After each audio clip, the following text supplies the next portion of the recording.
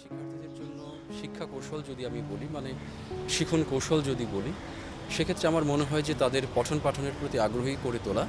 কারণ তারা হচ্ছে 5 সেকেন্ড 7 সেকেন্ডের রিলস দেখে। সো এখানে একটা বিষয়টা হচ্ছে তাদের মনোসংযোগ, এই কনসেন্ট্রেশনটা কিন্তু আসলে ওভাবে ধরে রাখতে পারে না ক্লাসে হোক, এবং তাদের ভার্চুয়াল লাইফে তারা এতটাই বিভিন্ন দিকে স্ক্যাটার্ড হয়ে যাচ্ছে, ফলে তাদের এই মনোযোগের জায়গাটা ঠিক থাকছে না। সেই জায়গা থেকে আমার মনে হয় যে তাদেরকে প্রথমত হচ্ছে তাদের মনোসংযোগটাকে ফিরিয়ে আনতে হবে, এবং আমরা যেই বিষয়টাকে পড়ানোর জন্য বেছে নিয়েছি সেদিকে তাদেরকে মনোযোগী করতে হবে। দ্বিতীয়ত হচ্ছে ফ্যাকাল্টি হিসাবে আমাদেরকে আপডেটেড থাকতে হবে।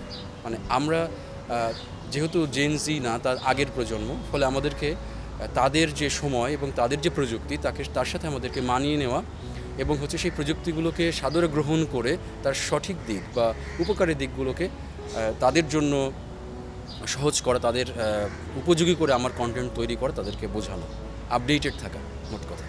সময়টা খুব দ্রুত পরিবর্তিত হচ্ছে।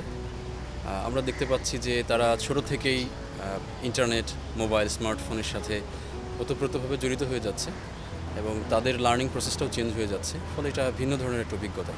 তবে আমার কাছে মনে হয় এর কিছু চ্যালেঞ্জ রয়েছে, যে শিক্ষার্থীরা আসলে কতটা বইমুখী হচ্ছে বা কতটা বাস্তবমুখী হচ্ছে এবং কতটা ভার্চুয়ালের দিকে যাচ্ছে। আমাদের জীবন তো আসলে একই গতিতে ভার্চুয়াল লাইফের সাথে যায় না, এবং জীবনটা অনেকটা জড়বস্তুর সাথেও সম্পর্কযুক্ত। তো জীবনের গতিটাকে যদি আমরা এগিয়ে নিয়ে যেতে চাই, ভার্চুয়াল জগতের সাথেও মিলতে হবে, জানতে হবে, বুঝতে হবে।